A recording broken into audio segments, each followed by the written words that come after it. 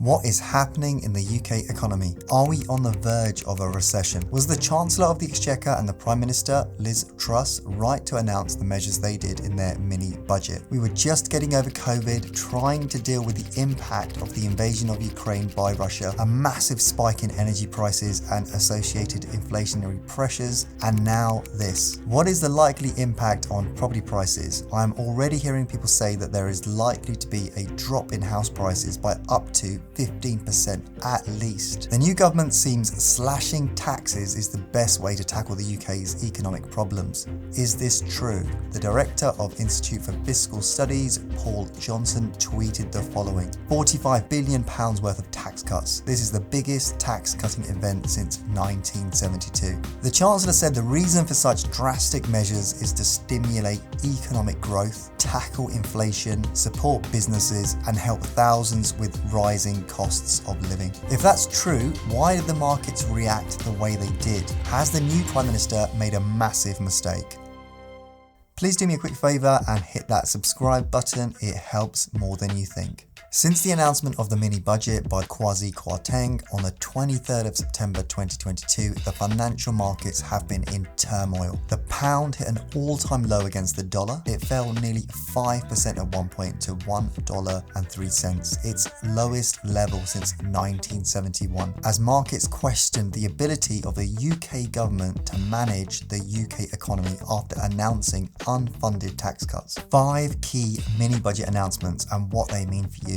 Energy price guarantee. The government announced that the average household will not pay more than £2,500 for their energy. Although many would argue that some response from the government was needed, the problem with this policy is that any shortfall, so the difference between the actual cost of the energy and the price cap, will be borne by the government and ultimately the taxpayer, so us. In essence, what the government is doing is saying that they will pick up that cost regardless of what it will be. It has been suggested that the cost of this could be as much as £60 billion over the next 6 months. Tax cuts. The Chancellor announced the following: income tax cuts. The 45% additional rate of income tax for those earning more than £150,000 will be scrapped. The 40% higher rate charged on incomes above £50,271 will remain. They will bring forward a cut in the basic rate of income tax from 20% to 19% to April 2023. On average, this means you'll be £130 a year better off if you're a basic rate taxpayer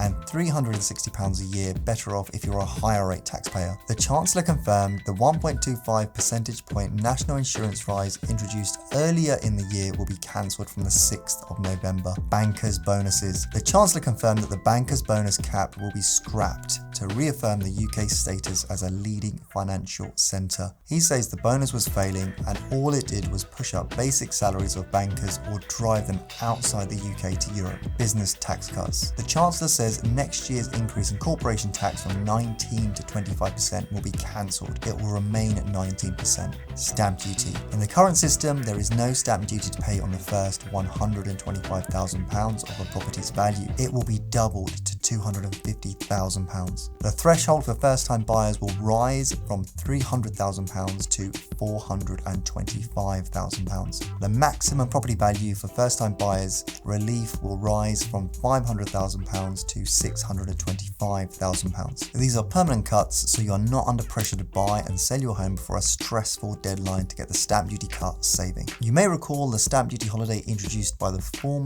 Chancellor Rishi Sunak from July 2020 to 31st of June 2021, which propelled house prices upwards. The difference this time round is that the interest rates are rising, with experts predicting that they could hit 5% next year. This is likely to have a greater impact on house prices than the new stamp duty rates. What the Bank of England is worried about is inflation and how those reduction in taxes will lead to more inflation at a time when it is already at 9-10%, when the target rate is 2%. The Bank of England response is looking to increase interest rates even further. The base rate is currently at 2.25%. the 7th time it's gone up since December 2021, and its highest point since 2008, and were expected to increase next year to say 4%, but now it looks like they could go even higher at 6%, which is why we have seen a number of mortgage lenders pulling out of the market and pulling their mortgage products due to this uncertainty in pricing. How could this impact property prices? Mortgage deals on offer have been withdrawn, and those that come back will be on higher rates, some close to double the fixed rate. 18 companies have withdrawn mortgage deals. If mortgages become more expensive, fewer people will qualify for them due to affordability, and therefore fewer people will be in the market able to afford properties at their current levels. What this could lead to is a number of property transactions stalling, as people are unable now to get the mortgages they were looking at, or even because they have had a change of heart about the price they are paying for the property, as now the monthly payments could have become a lot more expensive than previously. This no doubt could lead to a reduction in house prices, but only time will tell. With all this uncertainty and turmoil, where does that leave property investors? It's really difficult to say where the property market will end up, as there are always push and pull factors. So for example, property prices could start to come down as the availability of mortgage products tapers off.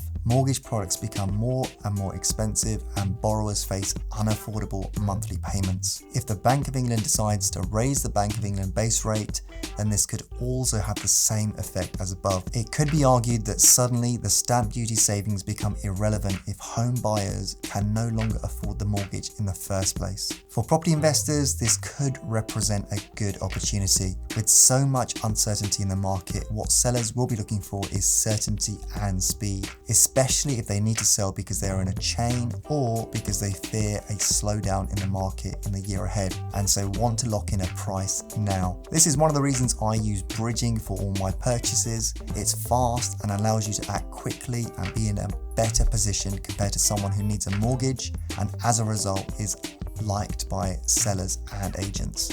Why have the markets reacted the way they have? Tax cuts funded by borrowing. The Bank of England launched a temporary bond buying program in order to prevent material risk to the UK financial stability. The Bank of England is expected to raise interest rates higher to combat the inflationary impact of the mini budget, as a weakening pound drives up the cost of imports. The money markets are pricing a doubling of UK interest rates to more than 6% by the summer. Why did the Bank of England intervene? The Bank of England intervened in order to try and stabilise the financial markets because of the fall in the pound against the dollar and a surge in borrowing costs as a result of the mini budget. The Bank of England said it was forced to act because of the impact on pension funds. It intervened by buying government bonds and has agreed to buy £65 billion worth of bonds until mid-October. By acting in this way, the Bank of England was hoping to bring back some calm and some stability to the financial market and reduce the UK cost of borrowing, which jumped up. So what could be the impact on property investors?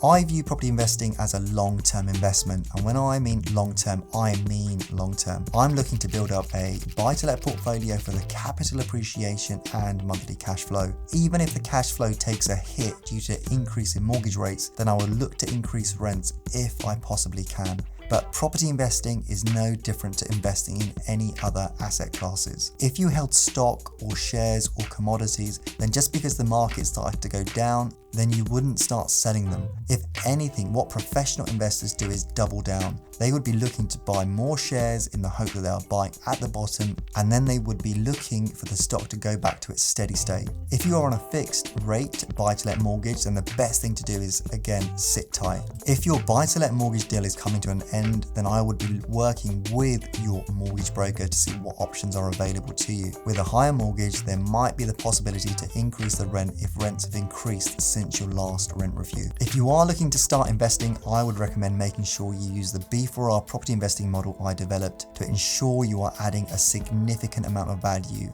and to reduce the impact of any potential market movements. Now is not the time to be looking for cheap properties to do a straightforward refurbishment. Now is the time to reconfigure and add significant amounts of value by converting 1-bedroom flats into 2-bedroom flats, converting 2-bedroom houses into 3-bedroom houses, converting houses into flats, and by converting mixed-use commercial units into multiple apartments. Looking to start your own property portfolio or take it to the next level using the B4R property investing model? Then check out ravinderorjala.com. I have just launched a free course called the Property Discovery Masterclass, which explains how I used to invest as a traditional investor and how I developed the B4R property investing model, which supercharged the growth of my property portfolio.